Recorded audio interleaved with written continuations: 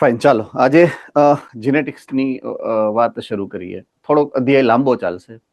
બંને ચેપ્ટરો કદાચ લાંબા પણ છે અને અઘરા પણ છે. અમુક સેન્ટરમાં ચાલી પણ ગયા છે અને અમુક સેન્ટરમાં ચાલવાના બાકી જ છે. એટલે હું ચાલવાના બાકી જ છે એ હેતુથી જ આગળ વધીશ, એમ કે તમને ક્યાંય ખ્યાલ જ નથી જીનેટિક્સ વિશે, એ પ્રમાણે જ આપણે આગળ વધશું એમ. બરાબર છે? તો આનુવંશિકતા અને ભિન્નતા એવા બે શબ્દો અહીંયા લખેલા છે આપણા માટે. મૂળભૂત રીતે હું યુનિટનું નામ લઉં તો જીનેટિક્સ એવું યુનિટ છે, અથવા તો જનીન શાસ્ત્ર એવું આ યુનિટ છે. તો પેલા જનીન શાસ્ત્ર એટલે શું ત્યાંથી અહીંયા શરૂ કરેલું છે તમારા માટે. બરાબર છે? ઓકે, તો સૌથી પહેલી જે વ્યાખ્યા અહીંયા સમજાવવામાં આવી છે, જેનેટિક્સ, આનુવંશિકતા અથવા તો જનીન શાસ્ત્ર બીજું નામ. તો જનીન શાસ્ત્રની અંદર મૂળભૂત રીતે તમારે કરવાનું છે શું એની વાત કરીએ આપણે. બરાબર છે? તો વારસાગમન એટલે કે કોઈ એક લક્ષણ એક પેઢીમાંથી બીજી પેઢીમાં જાય, કઈ રીતે જાય છે એનો અભ્યાસ બે રીતે થાય. વારસાગમનની બે પદ્ધતિ છે.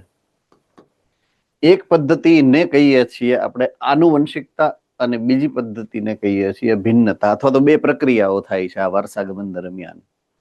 તો એક પેઢીમાંથી બીજી પેઢીમાં લક્ષણો જ્યારે વહન પામે છે, વહન પામવાની જે પ્રક્રિયા છે એ આનુવંશિકતા છે, અને એમાં જ્યારે ફેરફાર થાય છે તો એને ભિન્નતા કહેવાય છે. બરાબર છે? એનો અભ્યાસ આપણે કરવાનો છે.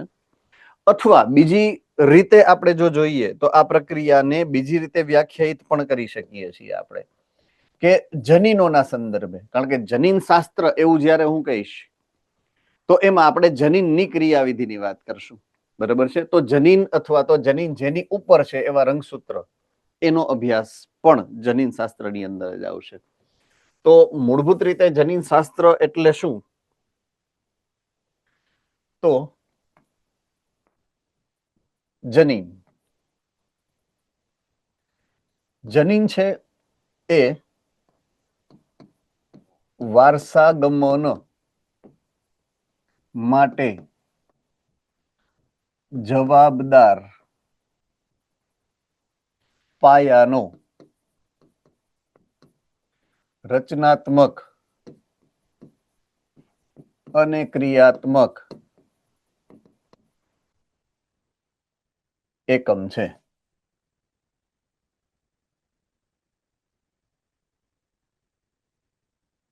આવી એક વ્યાખ્યા આપણે કરી શકીએ કે જ્યારે વારસાગમનની વાત આવશે, લક્ષણ એક પેઢીમાંથી બીજી પેઢીમાં જ્યારે જતું હોય છે, એ હંમેશા જનીનો દ્વારા વહન પામે છે એક પેઢીમાંથી બીજી પેઢીમાં.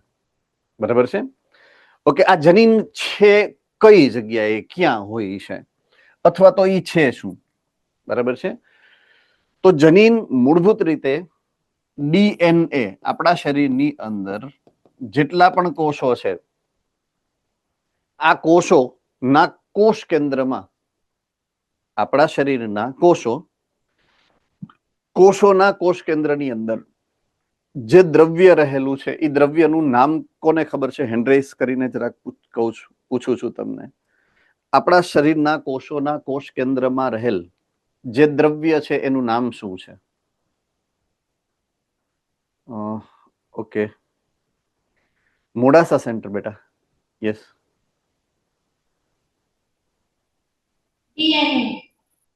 Okay, DNA.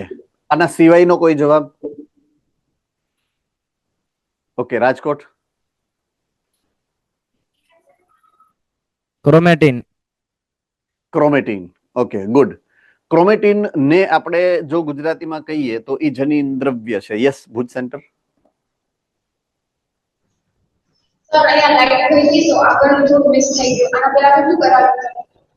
આટલું જ કરાયું છે હજી.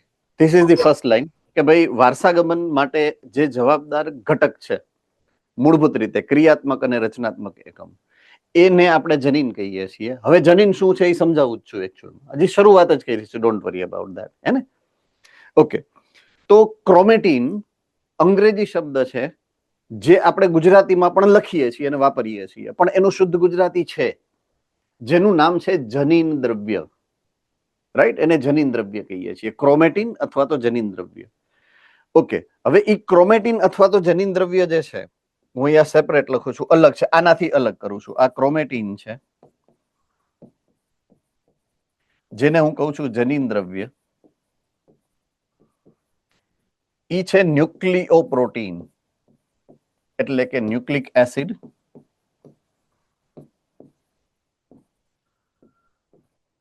અને પ્રોટીન થી બનેલ. બરાબર છે? ન્યુક્લિયોપ્રોટીન છે એટલે કે ન્યુક્લિક એસિડ અને પ્રોટીન થી બનેલ ઘટના છે. સંરચના નોટ ઘટના. Erase with large tips two colours pen off. Okay,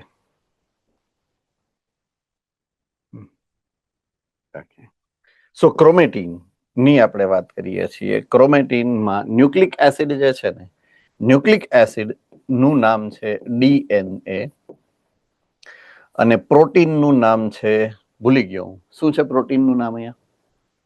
okay, Junagadh. Histone. Good, histone. Histone. હજી એક પ્રોટીન છે જેને બિન હિસ્ટોન કહેવાય. શું છે? ક્યારેક જ્યારે ચાન્સ મળશે ત્યારે પાછું સમજાવી દઈશ. તો અહીંયા હિસ્ટોન અને ડીએનએ આ બે પ્રકારના દ્રવ્ય છે. તો મૂળભૂત રીતે આપણે અહીંયા હતા. હું આ કહેતો હતો તમને, ડીએનએ. ડીએનએ છે શું? તો કે જનીન દ્રવ્ય ના જે ન્યુક્લિક એસિડ છે એ ડીઓક્સીરીબો ન્યુક્લિક એસિડ તરીકે ઓળખાય અથવા તો ડીએનએ તરીકે ઓળખાય, જે તમારા કોષના કોષ કેન્દ્રમાં રહેલ ક્રોમેટીનનો ભાગ છે. રેડી? તો જ્યારે તમને પૂછવામાં આવે અથવા તો જ્યારે તમારે સમજવાનું છે કે કોષના કોષ કેન્દ્રની અંદર જનીન દ્રવ્ય છે, ડીએનએ છે, એ તો છે જ, પણ સૌથી પહેલો જવાબ તમારો અહીંયા એવો આવે કે એમાં ક્રોમેટીન છે, જનીન દ્રવ્ય છે. ઓકે, હવે પછીનો પ્રશ્ન એ કે ક્રોમેટીન શેનું બનેલું છે? ક્રોમેટીનમાં કોણ કોણ છે? તો ક્રોમેટીનમાં ડીએનએ અને હિસ્ટોન પ્રોટીન છે, ન્યુક્લિયો પ્રોટીન છે, એવું આપણે યાદ રાખશું. બરાબર છે? એટલે આ રીતે એને તમારે એક પછી એક જે ઘટક છે એને એ પ્રમાણે હેરાર્કી, એટલે એનો જે ક્રમ છે એ પ્રમાણે જ યાદ રાખવાનું છે. તો ડીએનએ આપણા કોષ કેન્દ્રની અંદર રહેલ જનીન દ્રવ્યોનો એક ઘટક છે, ન્યુક્લિક એસિડ છે, કે જે વારસાગમન કરશે. તો હવે એ ડીએનએ ની હું વાત કરું તો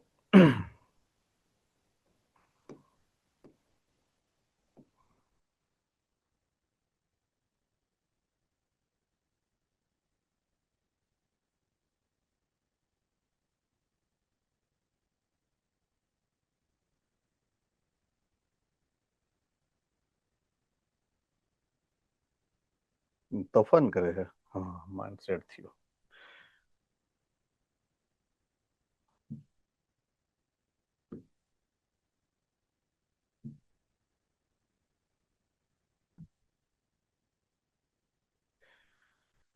હું હતો ડીએનએ માં. ડીએનએ અત્યંત લાંબા પોલિમર છે એવું એક સમયે મેં તમને કદાચ સમજાવેલું હશે. રાઈટ? ડીએનએ ખૂબ જ લાંબા પોલિમર છે. આપણે જે હવે યાદ રાખવાનું છે એ આ યાદ રાખવાનું છે. રાઈટ? ડીએનએ ની સંખ્યા તમારા જે ક્રોમેટીન છે એની અંદર કેટલી હોય છે એ કોઈને ખ્યાલ છે? આપણા ડીએનએ, આપણા કોષની અંદર જે ક્રોમેટીન છે કોષ કેન્દ્રમાં, એની અંદર ડીએનએ ની સંખ્યા કેટલી છે એ ખબર છે કોઈને? ઓકે, રાજકોટ ગુરુકુળમાંથી એન્ટ્રેસ થયો છે, બરોડામાંથી થયો છે, જુનાગઢમાંથી થયો છે, ભુજમાંથી થયો છે. ચાલો બરોડા આજ તમારો વારો છે. બરોડા. 23 જોડ. 23 જોડ. ગુડ. સો લાંબા પોલિમર અને એની સંખ્યા છે 2 × 23, એટલે કે ટોટલ સંખ્યા 46 ની છે 23 જોડ. ડીએનએ આપણા કોષોના ક્રોમેટીનમાં 46 જેટલા છે. બરાબર છે? કોઈ પણ ડીએનએ એ ઘણા બધા નાના જનીનો ધરાવે છે. એ શું કામ લાંબા પોલિમર છે? કારણ કે એવા નાના નાના ટુકડાઓ કેટલા બધા જોડેલા છે એની સાથે. એ દરેક ટુકડો જનીન છે. રાઈટ? તો જનીન રચનાકીય રીતે ડીએનએ નો નાનો ટુકડો છે. આઈ રિપીટ, જનીન સંરચનાની દ્રષ્ટિએ ડીએનએ જ છે, પણ આખું ડીએનએ નહીં, ડીએનએ નો નાનો ટુકડો, રાઈટ? પણ એ ટુકડાની એક જવાબદારી છે, જનીનની એક જવાબદારી છે, બરાબર છે? એ જવાબદારી હું અહીંયા લખું છું કે આ જે જનીન છે એ કોઈ નિશ્ચિત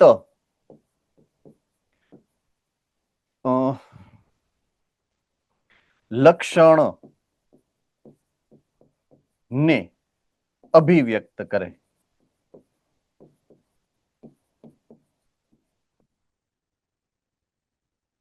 લક્ષણને અભિવ્યક્ત કરે, અભિવ્યક્ત કરે એટલે દર્શાવે. ઉદાહરણ તરીકે ચામડીનો રંગ. તો આપણા શરીરમાં ચામડીનો રંગ એક લક્ષણ છે કે જેના નિર્ધારણ માટે, બરાબર છે, જે લક્ષણને નિર્ધારિત કરવા માટે તમારા ક્રોમેટિનની અંદર ચોક્કસ પ્રકારના જનીનો હશે, બરાબર છે? તમારી ઊંચાઈ, તો એનું નિર્ધારણ કરવા માટે તમારા ક્રોમેટિનની અંદર નિશ્ચિત જનીનો છે. તમારા સ્વભાવ, તમારી વિચાર શ્રેણી, તમારી કામ કરવાની પદ્ધતિ, આ બધા જ તમારા લક્ષણો છે. દરેક માટે અલગ અલગ આવા જનીનો છે. તો હવે જનીન અભિવ્યક્તિ કરે છે એવું અહીંયા લખેલું છે કે કોઈ પણ જનીન લક્ષણની અભિવ્યક્તિ કરે એવું ઇનડાયરેક્ટ, પરોક્ષ રીતે લખેલું છે. ઓકે, અભિવ્યક્ત કરેનો મતલબ શું છે? કઈ રીતે જનીનો અભિવ્યક્તિ કરે છે, બરાબર છે? તો જનીનની અભિવ્યક્તિ કરવાની એક બહુ જ સામાન્ય પ્રક્રિયા છે, જે તમને બાયોટેકનોલોજી દરમિયાન મેં સમજાવી હતી એક વખત. કોને યાદ છે કે જનીનોની અભિવ્યક્તિની ક્રિયાવિધિ? યસ, રાજકોટ ગુરુકુલ.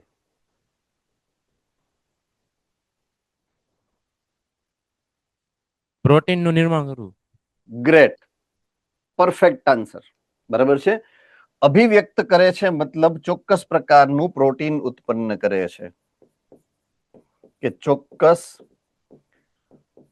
પ્રોટીન નું સંશ્લેષણ કરે છે.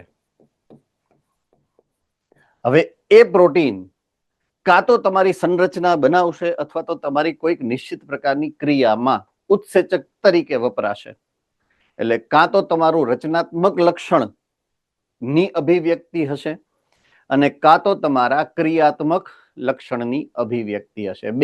બેમાંથી એક પ્રકારનું લક્ષણ એ હશે. રેડી? આમાં કોઈને કઈ ડાઉટ છે હું જે સમજાવું છું એમાં અત્યાર સુધીમાં? ઓકે, આની ક્રિયાવિધિ કેવી થાય છે જુઓ જોઈએ.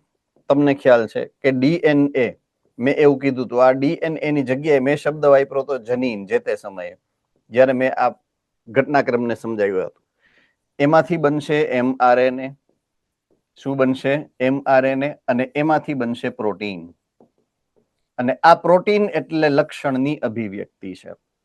તો આ લક્ષણોની અભિવ્યક્તિ એ પ્રોટીન સંશ્લેષણની પ્રક્રિયાનું નિર્ધારણ કરી અને એના દ્વારા કરતો હોય છે. એટલે આપણે આખા જીનેટિક્સની સંકલ્પના જેટલી પણ છે, જીનેટિક્સની અંદર આપણે આટલું જ સમજવાનું છે. આ જ બધી ક્રિયાવિધિઓ વિશેની માહિતી આપણે સમજવાની છે કે આવું બધું કઈ રીતે થાય છે, કયા સિદ્ધાંતોને આધારે થાય છે, એ પછી સામાન્ય સિદ્ધાંત છે કે આણ્વિક સિદ્ધાંત છે. તો ભૌતિક સિદ્ધાંતોની વાત કરશી તો આપણે ચેપ્ટર નંબર 4 ની અંદર બધું આવે છે. અને રાસાયણિક સિદ્ધાંતોની વાત કરશું આણ્વિક રીતે તો એ ચેપ્ટર નંબર 5 ની અંદર આવશે. આ બે ચેપ્ટર આપણે એક પછી એક શીખવાના છે, બરાબર છે? તો અહીંયા આ જે લખેલું છે એ બધાને તમને ખબર પડી ગઈ છે? હેન્ડરેસ કરી અને કહી દો જોઈએ મને, થમ્સ અપ કરીને. All right, fine fine, okay. હવે અહીંયા જે વ્યાખ્યાઓ આપેલી છે, બીજી 2, 3, 4 જે પણ, એની આપણે વાત કરીએ. તો અહીંયા બે વસ્તુ હતી, એક આનુવંશિકતા છે અને એક ભિન્નતા છે. એને એક પછી એક અહીંયા આપી છે. તો પેલું ઇનહેરિટન્સ, વારસાગમન અથવા તો આનુવંશિકતા.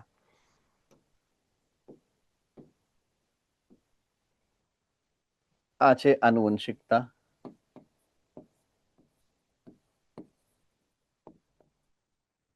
ઇનહેરિટન્સ, બરાબર છે?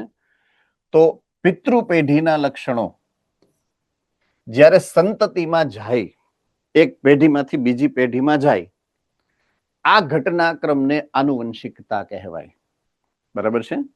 શું કહેવાય? આનુવંશિકતા. તો મૂળભૂત રીતે અહીંયા પણ આનુવંશિકતા લખેલી છે, અહીંયા પણ આનુવંશિકતા લખેલી છે. અહીંયા આનુવંશિકતાની જગ્યાએ મારે શબ્દ હકીકતમાં વાપરવો પડે જનીન શાસ્ત્ર. જનીન શાસ્ત્ર એટલે શું? તો કે જ્યારે વારસાગમન થતું હોય, વારસાગમન દરમિયાન આનુવંશિકતા અને ભિન્નતાનો જે અભ્યાસ છે, અથવા તો જનીનોની સંરચના કે રંગસૂત્રનો અભ્યાસ છે, એને હું જનીન શાસ્ત્ર કહીશ, જેનેટિક્સ કહીશ. આનુવંશિકતા કોને કહીશ? બરાબર છે? ઓકે, હું જે વસ્તુ તમને હવે સમજાવવા માંગુ છું એ આ છે કે આપણે વાત કરીએ છીએ અત્યારે લક્ષણોની. કોની વાત કરીએ છીએ? તો કે લક્ષણોની. લક્ષણોમાં લક્ષણોને કયા પોઈન્ટ ઓફ વ્યૂ થી, કયા દ્રષ્ટિકોણથી અત્યારે સમજવાનો પ્રયત્ન કરીએ છીએ? તો કે લક્ષણોનું એક પેઢીમાંથી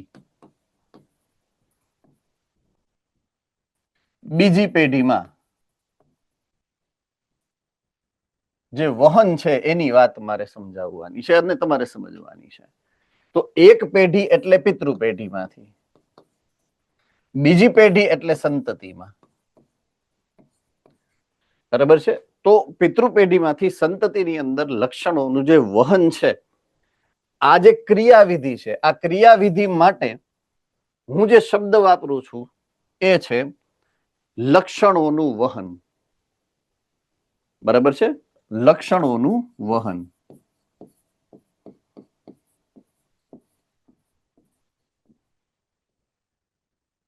લક્ષણોના વહન માટે મારી પાસે બે પ્રકારની વ્યવસ્થા છે.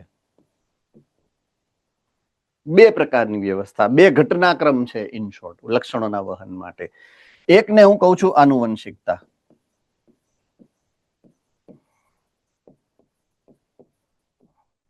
જેનો અર્થ થાય છે કે લક્ષણના વહનની ક્રિયાવિધિ, એને આનુવંશિકતા કહેવાય. એક પેઢીમાંથી લક્ષણ બીજી પેઢીમાં ગયું, એને જ તમે વારસાગમન અથવા તો આનુવંશિકતા કહો છો.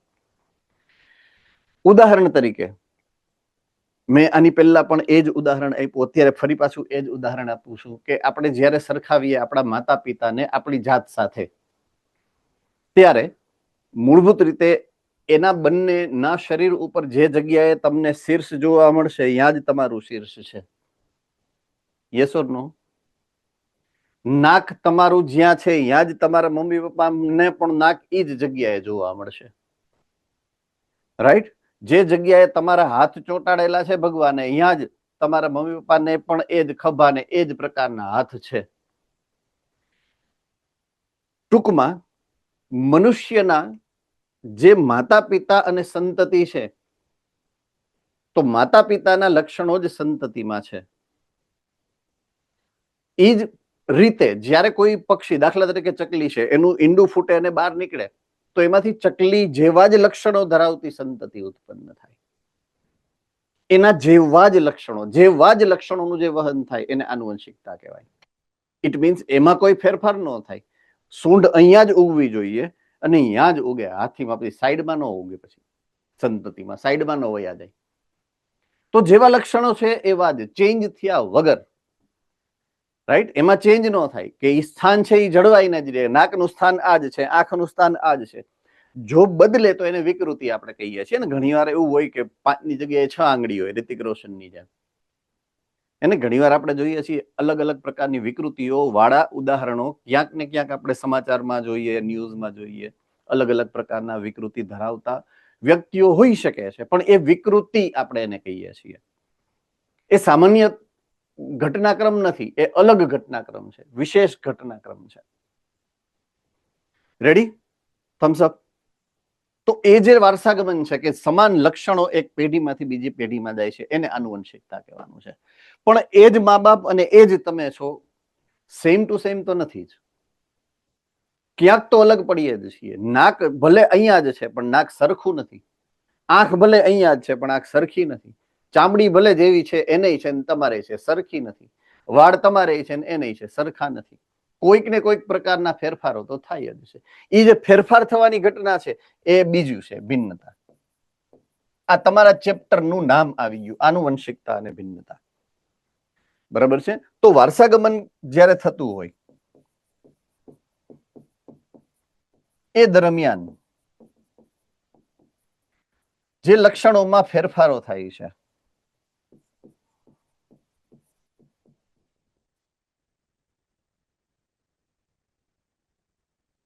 એને તમે ભિન્નતા કહો છો. તો વારસાગમન થતા લક્ષણોના જે ફેરફારો છે એ ભિન્નતા છે. લક્ષણ એક પેઢીમાંથી બીજી પેઢીમાં જાવું એ આનુવંશિકતા છે, પણ એ દરમિયાન થતા ફેરફાર છે એના માટે હું જે શબ્દ વાપરીશ એ છે ભિન્નતા. રેડી? તો તમારા ચેપ્ટરનું નામના જે બે મૂળ અક્ષરો છે, મૂળ જે મુદ્દાઓ છે એને મેં તમને પહેલા અત્યારે ક્લિયર કર્યા કે આનુવંશિકતા કોને કહેવાય, ભિન્નતા કોને કહેવાય, અને એ શેના માટે તમે અત્યારે ભણવા બેઠા છો. તમે લક્ષણોના વહનને સમજવા બેઠા છો. લક્ષણોની વહનની આ બે પ્રકારની ક્રિયાવિધિ છે, જેમાં આનુવંશિકતા જે લક્ષણ એક પેઢીમાંથી બીજી પેઢીમાં વહન પામે એ ઘટના છે, અને સામે ભિન્નતા છે એ લક્ષણોમાં થતા ફેરફારને નિર્દેશિત કરતી ઘટના છે. રેડી? ડાઉટ? ઓકે. તો લક્ષણો સંતતિમાં ઉતરી આવવાની ઘટના મેં જે તમને સમજાવી એને કહેવાય આનુવંશિકતા. ઓકે. ભિન્નતા બીજા નંબરનો શબ્દ, ભિન્નતા. ભિન્નતા મેં કીધું એમ અલગ પડે એ. તો સંતતિ તેમના પિતૃઓથી અલગ પડશે, એ ભિન્નતા છે. ઓકે. લક્ષણ કોને કહેવાય? What is a character? લક્ષણ તો માતા પિતા અને સંતાનોમાં રહેલ વારસાગત વિશેષતા કોઈ પણ છે. દાખલા તરીકે આંખનો રંગ, મેં તમને 4-5 ઉદાહરણો આપ્યા હતા. તમારી ઊંચાઈ, તમારી ચામડીનો રંગ, તમારી આંખનો રંગ, નાકનું સ્થાન, નાકનો આકાર વગેરે વગેરે, કેટલા જે પણ સરખા હોય. બરાબર? આ બધા જ તમારા લક્ષણો છે. દાખલા તરીકે ઊંચાઈ, સિમ્પલ. તો ઊંચાઈ એક લક્ષણ છે, રાઈટ? ઊંચાઈ એક લક્ષણ છે. એ જ પ્રમાણે તમારો પોતાનો ચામડીનો રંગ એક લક્ષણ છે. તમારી આંખ, બરાબર છે, એ એક લક્ષણ છે. આંખનો કલર, આંખનો રંગ એ એક લક્ષણ છે, વગેરે વગેરે. રાઈટ? તો એને લક્ષણ કહીએ છીએ કે એક એવું કોમન, સામાન્ય, એક એવી સંરચના કે ક્રિયાવિધિ કે જે માતા પિતામાં પણ થાય છે અને લક્ષણોમાં પણ થાય છે, સંતતિમાં પણ થાય છે. તો એને આપણે લક્ષણ કહીએ છીએ. રાઈટ? તો લક્ષણની વ્યાખ્યા આપી છે, માતા પિતા અને સંતાનોમાં રહેલ વારસાગત વિશેષતા જે સમાન છે, જે વારસાગત છે અને સમાન છે. મેં કીધું એમ કે ભાઈ હાથીના બચ્ચાની સૂંઢ આગળ જ હોય, તો એ એક એની વારસાગત વિશેષતા છે કે જે એ બંને પેઢીમાં જોવા મળે છે. પિતૃ પેઢીમાં પણ જોવા મળે છે, સંતાન પેઢીમાં પણ. પાછા અન્ય જાતિમાં એ ન જોવા મળે. અન્ડરસ્ટુડ? તો જ એને લક્ષણ કહી શકો તમે. એ જાતિનું એ વિશેષ લક્ષણ છે. નેક્સ્ટ ઇઝ અભિવ્યક્તિ અથવા તો સ્વરૂપ. બરાબર છે? અભિવ્યક્તિ અથવા તો સ્વરૂપ. ઓકે. હવે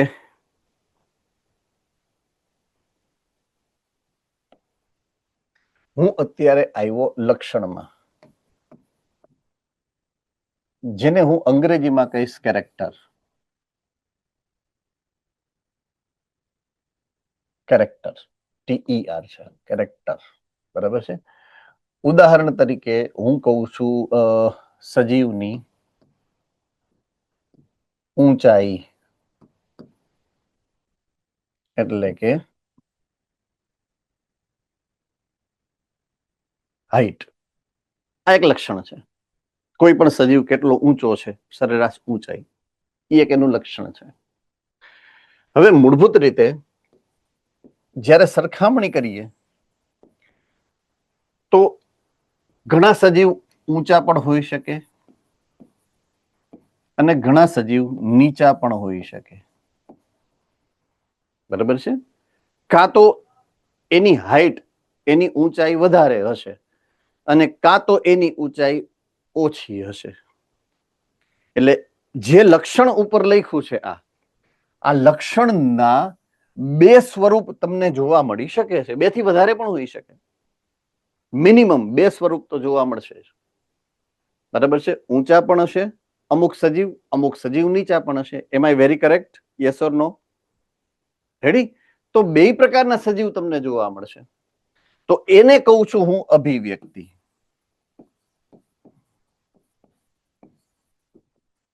આ અભિવ્યક્તિ છે. કાં તો એ ઊંચા હશે સજીવ, અથવા તો સજીવ નીચા હશે. રાઈટ? એને કહેવાય અંગ્રેજીમાં ટ્રેટ.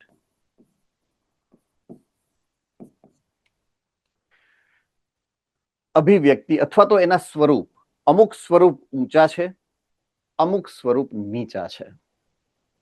રેડી? અમુક વ્યક્તિઓની અંદર અભિવ્યક્તિ ઊંચી થાય છે, અમુક સજીવોની અંદર અભિવ્યક્તિ નીચી થાય છે. તો એના બે સ્વરૂપ છે. મારી બોલ પેન બચાડી ઉલડી ગઈ તમારા વાહે, હે ને? ઓકે. ઊંચા અથવા તો નીચા, બે પ્રકારની અભિવ્યક્તિની વાત કરીએ. તો અભિવ્યક્તિનો મતલબ પરફેક્ટલી સમજાઈ ગયો છે એવું હું માની લઉં છું. રેડી? લક્ષણ અને અભિવ્યક્તિ આ બંને એકબીજાથી અલગ રાશિઓ છે. હા, ઊંચા હોવું એ પણ લક્ષણ છે, નીચા હોવું એ પણ લક્ષણ છે. એટલે અભિવ્યક્તિ લક્ષણનું જ સ્વરૂપ છે. Do remember this. બરાબર છે? પણ બેનો મતલબ તો છતાં અલગ જ નીકળે છે. જેમ તમારું જે પણ નામ છે, તમારું XYZ નામ છે, દાખલા તરીકે ગોપાલ, તો ગોપાલ તમારું નામ હોય તો હું બધાને ગોપાલ નહીં કહી શકું. રાઈટ? પણ બધાય માણસ તો છે જ. ગોપાલ માણસ છે તો બાજુવાળો માણસ છે. એમ ઊંચા લક્ષણો છે, નીચાઈ લક્ષણો છે.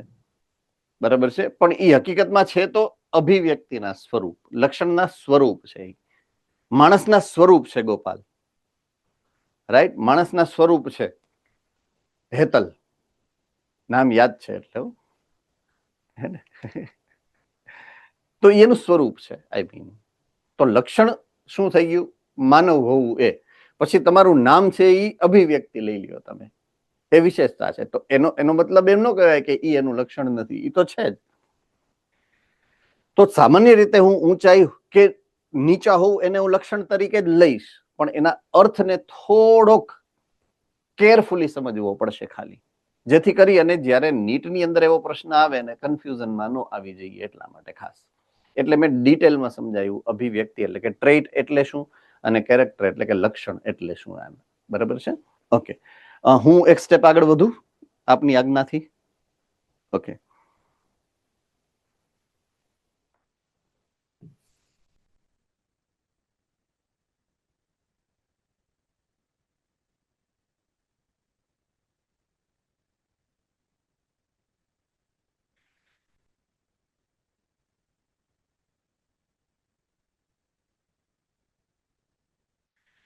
ફાઇન. હજુ હું આગળની સ્લાઇડમાં જતા પહેલા હજી કન્સેપ્ચ્યુઅલી એટલે કે થોડાક સંકલ્પનાઓ આપણે થોડાક કોન્સેપ્ટ ક્લિયર કરવા પડશે. ખાસ કરીને કોષ કેન્દ્ર ના જનીન્દ્રવ્ય ના DNA વિશે મેં અહીંયા જે શબ્દ વાપર્યો છે DNA વિશે, એના સ્વરૂપ વિશે, એ જનીન દ્રવ્ય છે. Do remember this. આ જનીન દ્રવ્ય છે. ક્રોમેટીન છે. અંગ્રેજીમાં કહું તો એ ક્રોમેટીન છે.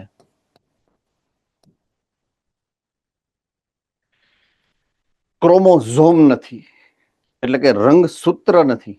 રંગસૂત્ર દ્રવ્ય કહી શકું પણ રંગસૂત્ર નથી. બરાબર છે? તો આના માટે હું બીજો શબ્દ વાપરી શકું, એ છે રંગસૂત્ર દ્રવ્ય. જનીન દ્રવ્યની જગ્યાએ હું રંગસૂત્ર દ્રવ્ય કહી શકું એને, કારણ કે એમાંથી રંગસૂત્ર બનવાનું છે. તો રંગસૂત્ર બને છે ક્યારે? કોણ કહી શકે? રંગસૂત્ર ક્યારે બને છે? ચેપ્ટર નંબર 10 ની અંદર આવે છે. કોષ જ્યારે વિભાજન પામવાની વાત કરશે, બરાબર છે, ત્યારે આ ઘટનાક્રમ સમજાયો છે કોઈ એક ચોક્કસ અવસ્થામાં. યસ, રાજકોટ ગુરુકુળ.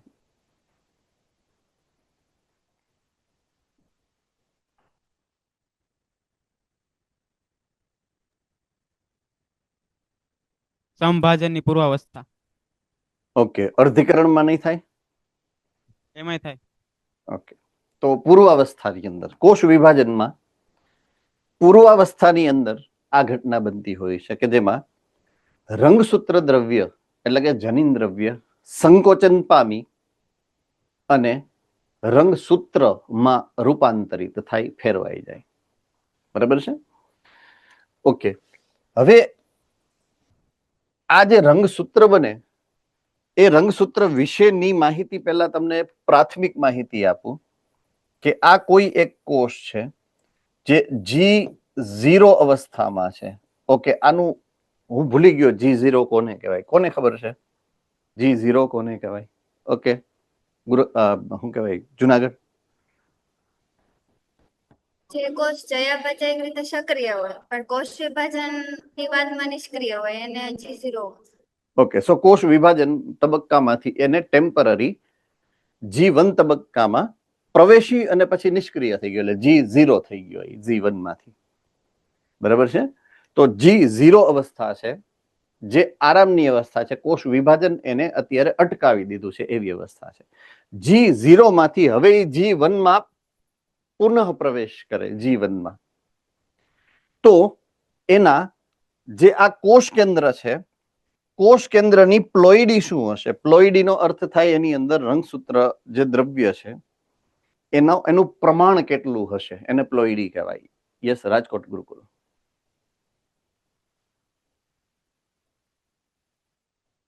રાજકોટ ગુરુકુળ. 2n. ઓકે, દ્વિકીય છે આ કોષ.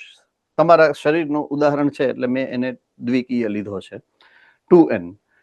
હવે એ કોષ આના પછીની અવસ્થા જ્યારે પ્રાપ્ત કરશે એટલે કે S તબક્કાની વાત છે. S તબક્કામાં આ કોષ એનું જનીન દ્રવ્ય જ્યારે બેવડાય છે ત્યારે હવે એની પ્લોઇડી શું થાય છે? હવે અત્યારની આ પ્લોઇડી કઈ હશે? Okay, Junagadh centre. એક પછી Surat aspire.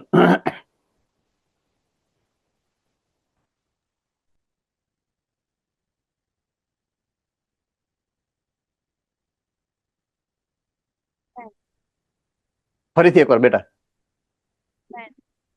2n. Okay, Modasa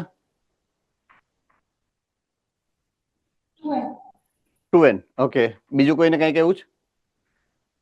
Rajkot ગુરુકુળ 2n. 2n. હું એવું નથી કહેતો કે ખોટું છે, સાચું છે, પણ આજથી આપણે એને બદલાવશું. એ 2n નથી, 2n પ્લસ 2n છે. કેવી છે? 2n plus 2n. મેં શું કામ પ્લસ 2n લખ્યું છે? કોણ કહી શકશે? ચાલો, રાજકોટ ભાઈલી બરોડા સેન્ટર. બધાને એક એક ચાન્સ આપવો જોઈએ.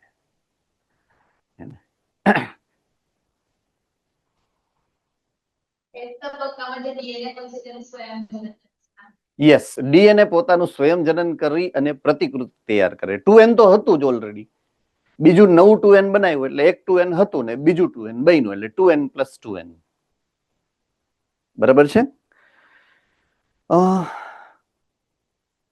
ચેપ્ટર નંબર 2, ધોરણ 11,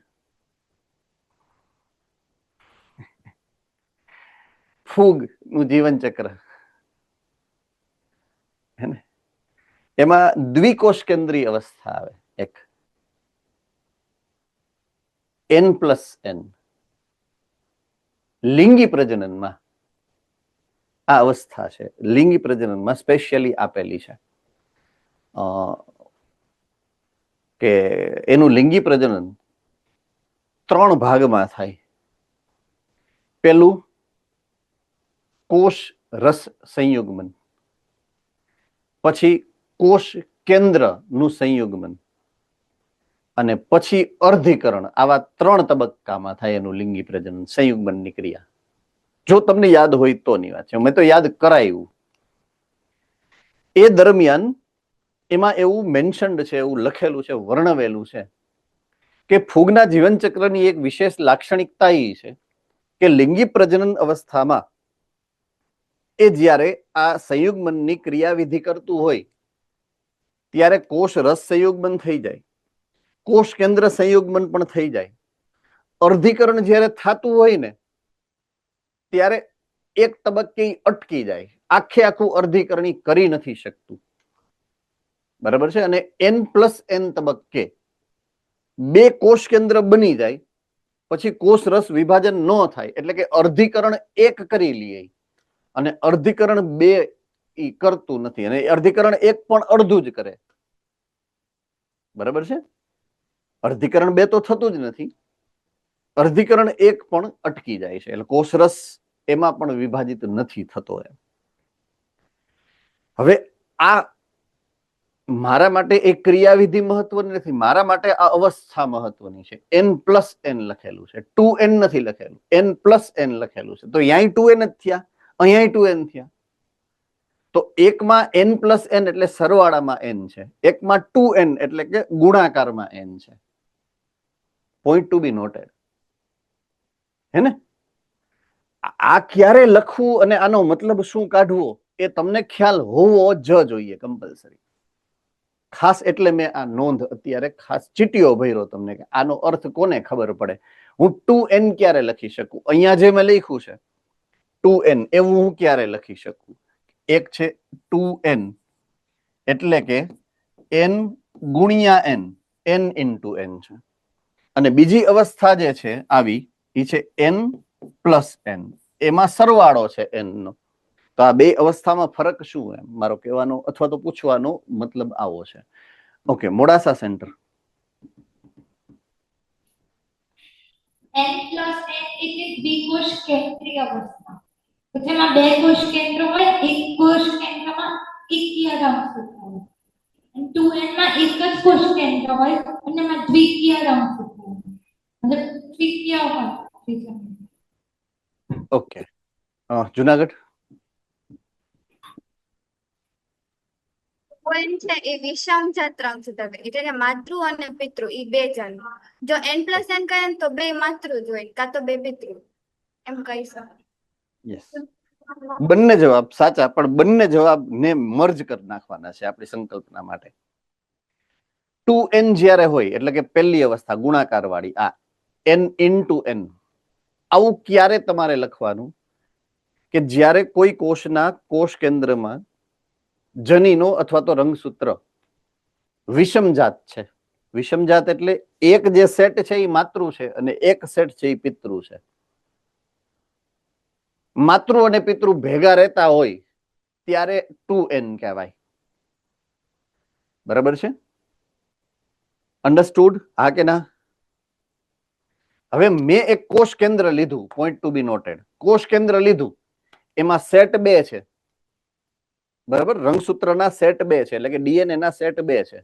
પણ એ બે સેટ એક સરખા જ છે, કાં તો માતૃ માતૃ સેટ છે અથવા તો પિતૃ પિતૃ સેટ છે. બરાબર છે? તો બે સમાન હોય ને, સમજાત રંગસૂત્ર, ત્યારે હું N+N લખું છું. 2N નો લખાય. વિષમજાત હોય ને ત્યારે 2N લખાય, સમજાત હશે ત્યારે N+N લખાય. આટલું યાદ રાખવાનું. રહી જશે? રહી જશે? પક્કા? Okay, all right. ચાલો, તો એક સ્ટેપ હું આગળ વધારી દઉં આ પ્રક્રિયાને. તો આપણે 2N અને 2N એવા બે સેટ છે. સમજાત સમાન પ્રકારના હશે તો એને આપણે 2N કરીને લખશું પ્લોઈડીમાં. વિષમજાત હશે ત્યારે આપણે N+N લખશું. વિષમજાતનો અર્થ શું થાય? વિષમજાત એટલે વિષમજાત એટલે 2N લખશું અને સમજાત હશે એટલે N+N લખશું. Sorry, mistake. રાઈટ? તો 2N નો મતલબ બે અલગ અલગ ટાઈપના છે અને ભેગા રહીએ છે. એટલે એક માતૃ પેઢીનું છે, એક પિતૃ પેઢીનું છે, અને બંને એક સાથે રહીએ છે. તો આવું જ્યારે હશે ત્યારે વિષમજાત કહેવાય એને. વિષમ એટલે અલગ. રાઈટ? સમજાત એટલે શું? કાં તો પિતૃનું જ છે, એટલે કે પપ્પા માંથી મળેલું છે, એની એક કોપી છે, એ બે ભેગા છે, સમજાત છે. મમ્મી માતૃનું છે અને એની એક કોપી છે તો એને વિષમજાત નો કહેવાય, સમજાત કહેવાય, સમાન છે એટલે. રેડી? ઓકે.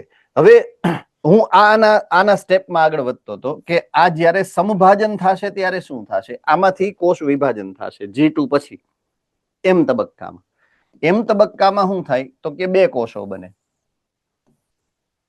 આવા.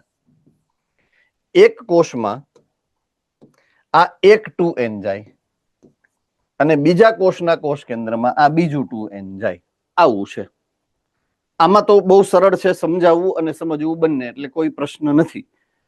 પણ જ્યારે હું અર્ધીકરણની વાત કરીશ, અર્ધીકરણ, તો અર્ધીકરણની અંદર વિભાજન 2 વખત કરવાનું છે. કેટલી વખત?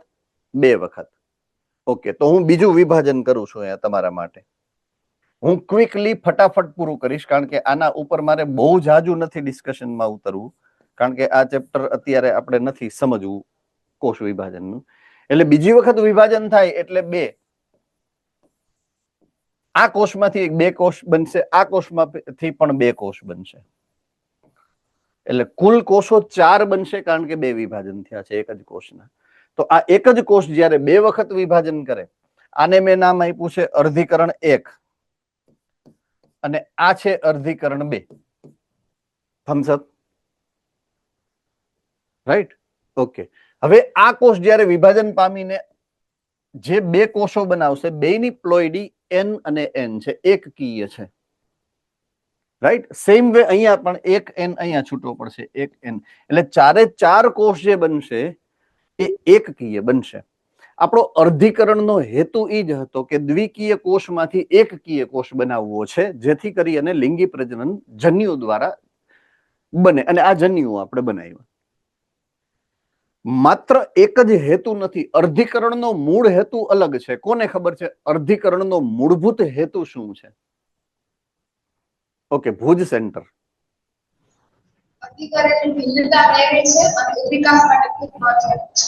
ઓકે, અર્ધીકરણમાં ભિન્નતા સર્જવી, વિવિધતા સર્જવી એ એનો એક હેતુ છે. રાઈટ? ઓકે. અમરેલી સેન્ટર તમે હાથ ઉપર કર્યો તો એટલે ક્વેશ્ચન હું કન્ટિન્યુ કરું છું તમારાથી. એના માટે અર્ધીકરણમાં શું વ્યવસ્થા હોવી જોઈએ અથવા તો હશે?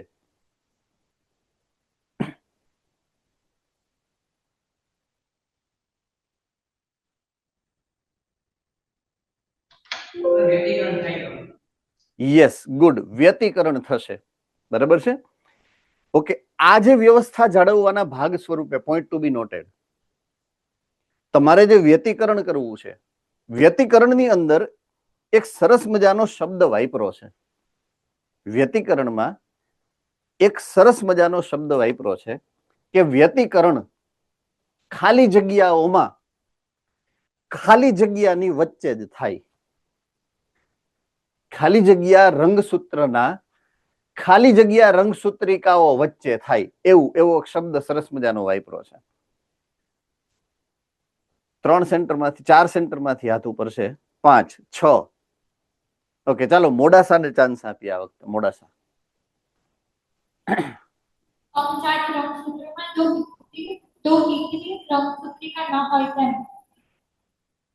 ઓકે, સમજાત રંગસૂત્ર માં ખાલી જગ્યા રંગસૂત્રિકાઓ વચ્ચે.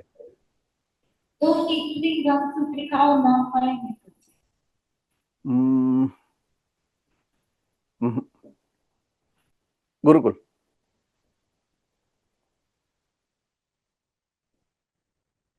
ગુરુકુળ રાજકોટ.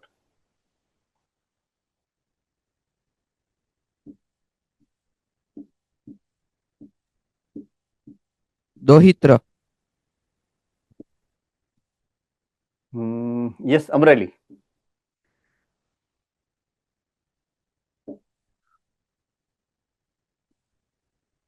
અમરેલી.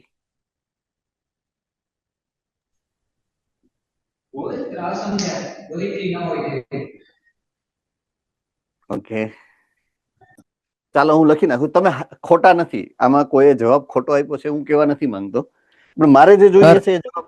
હા, યસ. નોન સિસ્ટર રંગસૂત્રિકાઓ છે. હા, નોન સિસ્ટર, પણ ઈ હું લખી દઉં તમને. એકચ્યુઅલમાં ગુજરાતીમાં આપણે કેમ કહેવાનું છે એને. સમજાત રંગસૂત્રો, ત્રો મતલબ એક નથી, પોઈન્ટ ટુ બી નોટેડ. સમજાત રંગસૂત્રો એટલે બે છે. એની વિષમ જાત રંગસૂત્રિકાઓ વચ્ચે, વિષમ જાત રંગસૂત્રિકાઓ વચ્ચે વ્યતિકરણ થાય. આવું યાદ રાખવાનું છે. આ બહુ જ ઇમ્પોર્ટન્ટ વર્ડ છે આપણા માટે. આ મારે સમજાવવાનો છે તમને, અત્યારે જ સમજાવીશ. ભલે મારો ટાઈમ જાય, મને કોઈ ઉપાધિ નથી, કારણ કે મારી પાસે બીજું કઈ કામ જ નથી. તમારા 2 ચેપ્ટર ભણાવવાના છે. આખું મારી પાસે 1.5 મહિનો છે. મેં ચાઈ કરીને 1.5 મહિનો સ્પેરમાં રાખ્યો તો આ જીનેટિક્સ માટે. બરાબર છે? ઓકે, હું પાછો જાઉં છું અહીંયા આવ્યો છું પાછો. બરાબર છે? ઓકે, હવે મારા માટે આ વ્યવસ્થા જેમ મારે કરવી છે, પોઈન્ટ હવે સમજવાનો છે આપણે. ઓલી સમજાત રંગસૂત્રમાં વિષમજાત રંગસૂત્રિકાઓની વાત જે હું કરીશ તમને અત્યારે, એક આ આધારે, આ આકૃતિના આધારે હું તમને સમજાવીશ હવે. અને બધાએ કેરફુલી સમજવાની. એકવાર સમજી લો ને આખી જિંદગીમાં ક્યારેય તમારા મગજમાંથી ન જાય એવી રીતના સ્ટોર કરવાની છે. રેમ માં નહીં, ROM, રોમમાં, પરમેનન્ટ એક્સેસ મેમરીમાં તમારે સ્ટોર કરી નાખવાનું છે. બરાબર છે? અહીંયા જે પ્લોઈડી બનશે ને, અર્ધીકરણ 1 ની હું વાત કરું છું, પોઈન્ટ ટુ બી નોટેડ. અર્ધીકરણ 1 જ્યારે થશે ત્યારે અહીંયા જે 2 કોષો બનશે, એ 2 કોષોની પ્લોઈડી જે છે એ આવી બનશે, N પ્લસ N અને N પ્લસ N. એ દુનિયાનો કોઈ બી કોષ હશે એની પ્લોઈડી આવી જ હોય અર્ધીકરણમાં. ખાલી ફૂગ એક જ નહીં, તમારામાં આવવું જોઈએ. અર્ધીકરણ 1 અને એના દ્વારા જે 2 કોષો બનશે ને એની પ્લોઈડી N પ્લસ N હોય. એનો મતલબ એવો છે, શુદ્ધ ભાષામાં કહું તો, એકમાં માતૃ પ્લસ માતૃ DNA છે અને બીજામાં પિતૃ પ્લસ પિતૃ DNA છે. રેડી? એટલે આની પ્લોઈડી 2N નથી, ભલે રંગસૂત્રો 2 છે. જો આમાં રંગસૂત્રો 2 છે, સંખ્યામાં 2 છે, પણ પ્લોઈડી 2 નથી. પ્લોઈડી અડધી જ છે, એકકીય છે. 4C અને 2N યાદ આવ્યું? આવું કંઈક આવ્યું છે તમારે, 4C અને 2N. આ અવસ્થા છે ને, આ અવસ્થા, એને 2N અવસ્થા કહેવાય. જુઓ અહીંયા જુઓ, અહીંયા આ અવસ્થાને 2N અવસ્થા કે. તમે બધા એવું કીધું દ્વિકીય 2N, દ્વિકીય 2N, એટલે મેં શું લખ્યું? 2N plus 2N. શું કામ? 2 રંગસૂત્ર અહીંયા છે, 2 રંગસૂત્ર અહીંયા છે. સંખ્યા કેટલી છે? 4. સંખ્યા કેટલી? 4. એટલે C કેટલા છે? 4 અને N કેટલા છે? 2. Do remember this. આને અનુલક્ષીને એ કીધું છે તમને. બરાબર છે? એટલે આ કોષ માટે હું લખું છું આ 2N અથવા તો 4C છે. 2N અથવા તો 4C અવસ્થા છે આ. અને એ જ પ્રમાણે આ 2 કોષ લખવા જાવ ને તો આ N છે અથવા તો 2C છે. આ N અથવા તો 2C છે. 2. શું કામ? રંગસૂત્રોની સંખ્યા 2 માં 2 છે. 2 માં 2 છે. પણ એકકીય છે. એકકીય શું કામ છે? કાં તો માતૃ રંગસૂત્ર છે અને કાં તો પિતૃ રંગસૂત્ર છે. જોડી નથી. સંખ્યા 2 છે પણ જોડી નથી. જોડી ક્યારે કહેવાય? જ્યારે વિષમ જાત હોય ત્યારે. આ સમજાત છે. હવે આવું કરવું હતું એને, એટલા માટે એને આયોજન શું કર્યું? આવું કરવા માટે થઈ એને પેત્રો કેવો રહીચો છે? કોણ કહી શકશે? અર્ધીકરણ 1 ના સમભાજનની ખાસિયત છે આ. ચાલો, અર્ધીકરણ 1 એમાં સમભાજનની ખાસિયત છે એક વિશિષ્ટ. યસ, રાજકોટ ગુરુકુલમાં હેન્ડરેસ છે. સમજાત રંગસૂત્ર બનાવ્યા. સમજાત રંગસૂત્રની જોડી બનાવી. એક્ઝેક્ટલી. જો એક ઈ એની પૂર્વાવસ્થામાં બને, પૂર્વાવસ્થામાં સમજાત રંગસૂત્ર બને. બરાબર? પૂર્વાવસ્થાની પહેલી લેપ્ટોટીનમાં. બીજી અવસ્થા કઈ છે? ઝાયગોટીન. ઝાયગોટીનમાં સમજાત રંગસૂત્રની જોડ બને. તું કે સમજાત રંગસૂત્ર ઈ ઝાયગોટીન. બરાબર છે? પૂર્વાવસ્થા ઝાયગોટીન. પછી પેકાઇટીન આવે. પેકાઇટીનમાં શું બને? ઓલું મેં તમને હમણાં સમજાવ્યું હતું. સમજાત રંગસૂત્રની વિષમજાત રંગસૂત્રિકાઓ વચ્ચે વ્યતિકરણ થાય. રેડી? ચાલો થમ્સઅપ કરો જો એકવાર થમ્સઅપ કરો એટલે મને ખબર પડે. ઓકે, હવે હું તમને રંગસૂત્રના ઉદાહરણ આકૃતિ વડે સમજાવીશ, જે તમારે કેરફુલી સમજવાનું છે હવે. બરાબર છે? ઓકે, અહીંયા હું બે પ્રકારના રંગસૂત્ર કરું છું, બે પ્રકારના રંગસૂત્ર. જો એક માતૃ રંગસૂત્ર જે મેં આ કલરનું કર્યું છે, એક પિતૃ રંગસૂત્ર જે મેં આ બીજા રંગનું, બે અલગ અલગ રંગથી એક એટલે એક એન આ છે, એક એન આ છે. Okay, hand Thums Up, Thums Up.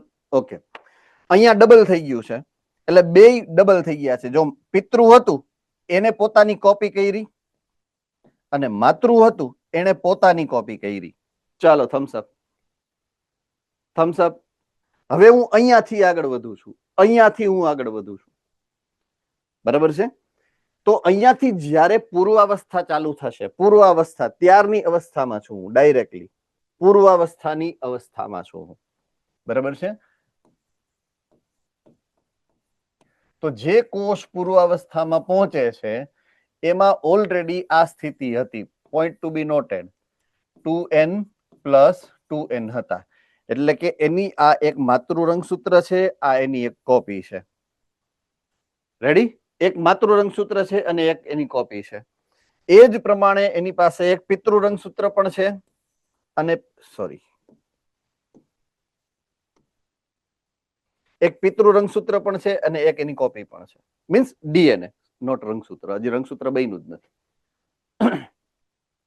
Okay, હવે દાખલા તરીકે હું પહેલા આની વાત કરી દઉં, અથવા તો આની. બે એક પેરેલલ છે, ટૂંકમાં બે ઘટના એકબીજાની સાથે, એક આની પણ સાથે બનશે, આની પણ સાથે બને છે. રંગસૂત્ર દ્રવ્ય જ્યારે, એટલે કે ક્રોમેટીન છે, આ ક્રોમેટીન છે, ક્રોમેટીન જ્યારે સંકોચન પામે તો સંકોચન દાખલા તરીકે આનું થાય, તો આનું સંકોચન કઈ રીતે થાય? તો કે આ રીતે થાય. આ સંકોચન થાય છે, આ સંકોચન થઈ ગયું. એવું જ સંકોચન આનું પણ થયું.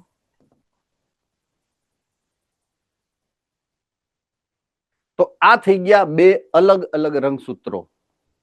ડીએનએ માંથી રંગસૂત્રો બન્યા, ડીએનએ માંથી રંગસૂત્રો બન્યા.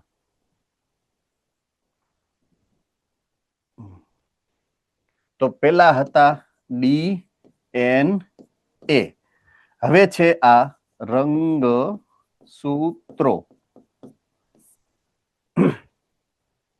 હવે આ રંગસૂત્રો બેયને ભેગા રાખવા જરૂરી છે. અત્યારે બેયને ભેગા મારે રાખવા પડે એ ફરજિયાત છે. એટલે હું શું કરું ખબર છે? એમાં અહીંયા એક બૂચ મારી દઉં, અહીંયા અને એક બૂચ અહીંયાથી મારું. બે સાઈડ એક એક બૂચ મારી દઉં હામ હામે. એક બાજુ નટ અને એક બાજુ બોલ્ટ, એને આમ ફિટ કરી દઉં. પછી સ્ક્રૂ પીલી નાખું, એ સ્ક્રૂ ને પીલી નાખું. એ સ્ક્રૂ ને પીલું ને એટલે થાય એવું કે આ જે આખી સંરચના હતી એ સંરચના વચ્ચેથી આમ ખાંચો પડી જાય.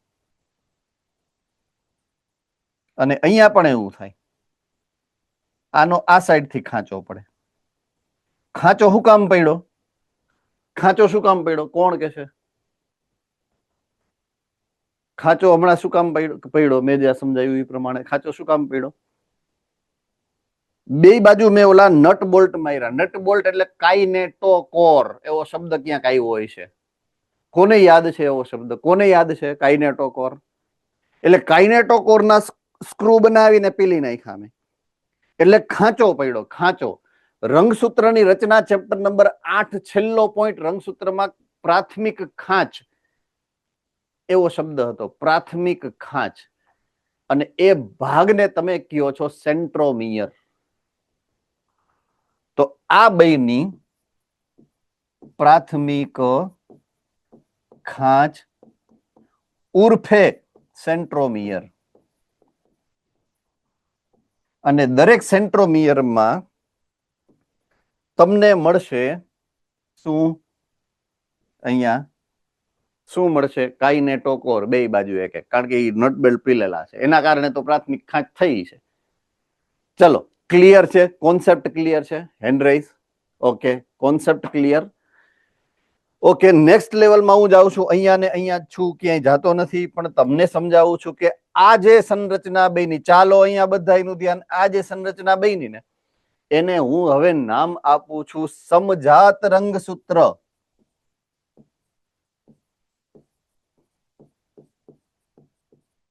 શું નામ આપું છું?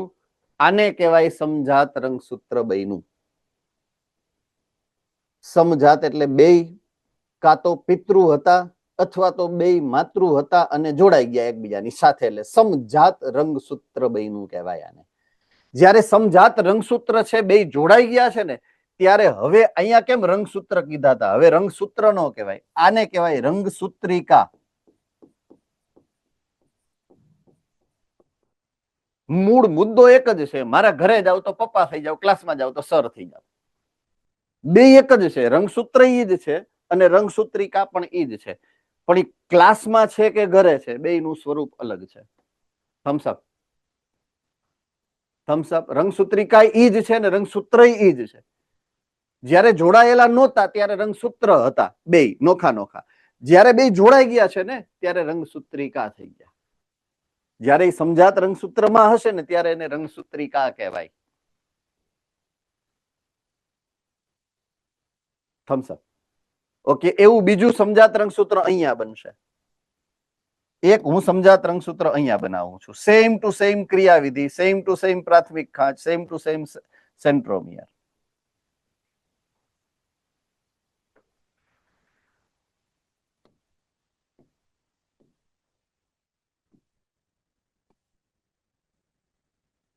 ચાલો, આ કાઇનેટોકોર બનાવી નાખ્યા.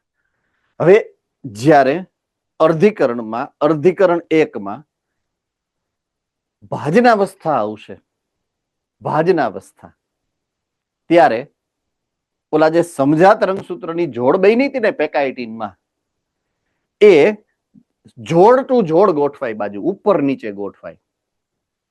બરાબર છે? એ જ્યારે ગોઠવણી, આ ભૂસી શકું છું કારણ કે તો જ સમજાવી શકીશું, આ મારે ભૂસવું પડશે. બરાબર છે?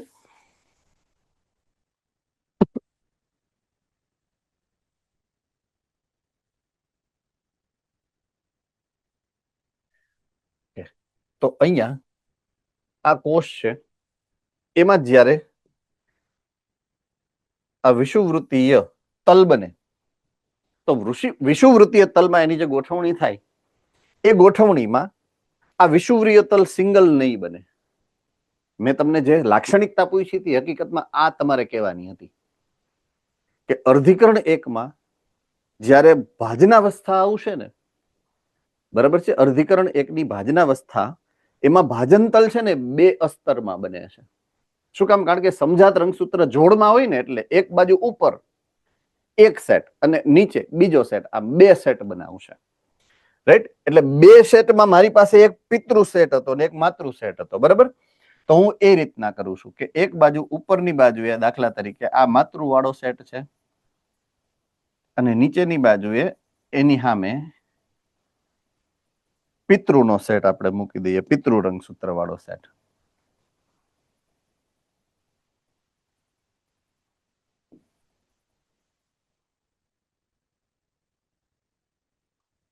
તો પેકાઇટીનમાં આ જ્યારે સેટ બને, સમજાત રંગસૂત્રની જોડ બને, ત્યારે આના જે સેન્ટ્રોમિયર છે અને આનું સેન્ટ્રોમિયર છે એકબીજા હારે જોડાઈ જાય. આનું સેન્ટ્રોમિયરની વચ્ચે સૂક્ષ્મ તંતુનું જોડાણ થાય. કોનું? સૂક્ષ્મ તંતુનું. નામ તો સુના હોગા ના? ત્રાક તંતુ. એવો નાનો ત્રાક તંતુ બને અને એ બેને જોડી દે, એટલે બેની તમારી સમજાત રંગસૂત્રની જોડ. ઓકે, આ એક સમજાત રંગસૂત્ર છે.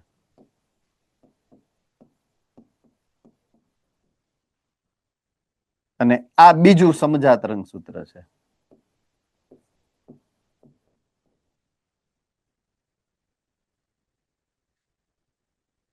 આ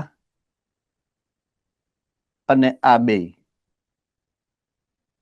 એટલે કે જે એકબીજાથી નજીક છે, એકબીજાથી નજીકના સંપર્કમાં છે, એ એક છે માતૃ પેઢીની અને એક છે પિતૃ પેઢીની રંગસૂત્રિકા. હા કે ના? યસ, હા. તો એ સમજાત કહેવાય કે વિષમજાત કહેવાય? અમરેલી.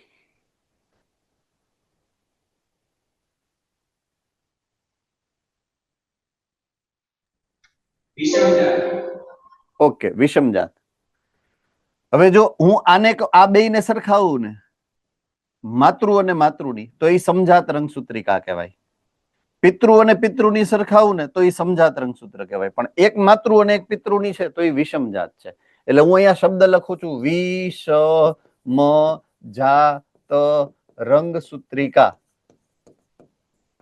હવે હું ઓલું વાક્ય બોલું પાછું, જેના માટે મેં આ બધું કર્યું છે, કે બે સમજાત રંગસૂત્રની વિષમજાત રંગસૂત્રિકા વચ્ચે વ્યતિકરણ થાય તો એ મુદ્દો સમજાઈ ગયો છે પ્રોપરલી?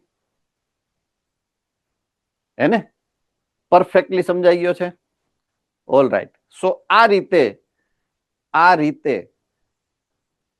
માતૃ અને પિતૃ પેઢી. હવે મેઇન મુદ્દો સમજવાનો, આ કરે છે કોણ?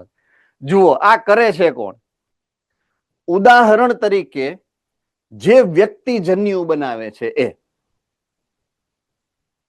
એટલે કે હું, આ મારા કોષની અંદર થાય છે, અથવા તો તમે, તો એ તમારા કોષની અંદર થાય. જો પોઈન્ટ હવે જે મેઇન છે એ સમજવાનો છે.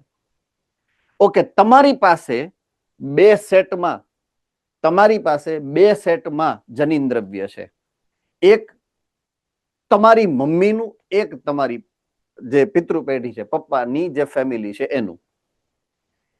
તો તમે શું કરશો ખબર છે? તમારી પાસે જે બે વિકલ્પો છે ને, એ બે વિકલ્પોની વચ્ચે હાટાડોઢી કરશો, વ્યતિકરણ, અને મોકલશો તમારી સંતતિમાં. તમને જે મળ્યું છે એમાંથી તમે આપશો. તો તમને મળ્યું છે શું? તમારી માતૃ પેઢી અને તમારી પિતૃ પેઢીના જનીનો. એની વચ્ચે તમે જે પણ વ્યતિકરણની ઘટના કરશો, એટલે મૂળ થશે શું ખબર છે? મૂળ થશે શું ખબર છે? તમારી સંતતિને તમે બે પ્રકારના લક્ષણો આપશો. એક તમારા પિતૃ પેઢીના લક્ષણો આપશો અને એક તમારી માતૃ પેઢી, મિક્સ કરીને આપશો. મિક્સ કરીને. એ જ વસ્તુ તમારો જે પાર્ટનર હશે, મારી વાઈફ, તમારી વાઈફ કે હસબન્ડ જે હોય, એ જ સેમ ટુ સેમ ક્રિયાવિધિ એની પાસે થશે. મીન્સ સંતતિ પાસે 4 પેઢીના લક્ષણો આવે. એક દાદા દાદી, એટલે દાદાની ફેમિલી અને દાદીની ફેમિલી, પોઈન્ટ ટુ બી નોટેડ. એક નાના નાની, નાનાની ફેમિલી, નાનીની ફેમિલી. 4 ફેમિલીના લક્ષણમાંથી તમે બનો છો, એટલે આટલી વિવિધતાનું સર્જન થાય છે. Understood? Genetics is very beautiful subject, very very very beautiful subject. બહુ મજા આવે. જેમ તમે ઊંડા ઉતરો ને એમ સમજવાની બહુ જ મજા આવે જીનેટિક્સને.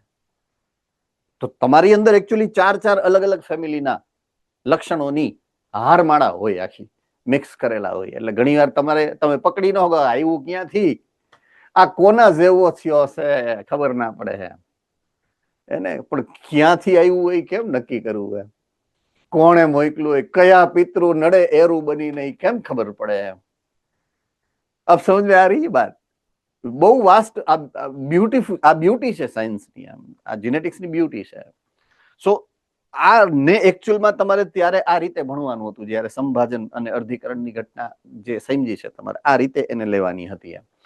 અને એ સિદ્ધાંત અહીંયા તમારે જેનેટિક્સની અંદર કામમાં લેવાનો છે, આ રીતે લેવાનો છે. તો ભિન્નતાનું સર્જન કરવા માટેની આખી વ્યવસ્થા મેં તમને સમજાવ્યું. શબ્દ એક જ સમજાવ્યો, ભિન્નતા. પણ એ ભિન્નતા ક્યાંથી આવી ને કેવી રીતના આવી, આખી તમને કોન્સેપ્ટ જે છે એ મેં તમને અત્યારે ક્લિયર કર્યો છે. મારાથી શક્ય હતો એ રેફરન્સથી જે તમે ભણી ગયા છો. બરાબર છે? તો આમાં કોઈને કઈ મુશ્કેલી હોય તો તમે પૂછી શકો છો ફરી પાછું. બાકી આજનું 12:30 વાગી ગયા છે, લેક્ચર ડેફિનેટલી પૂરો કરવો પડશે. જીનેટિક્સમાં તો તમને ખબર જ નહીં પડે કેટલા સમય વયા જશે એમ.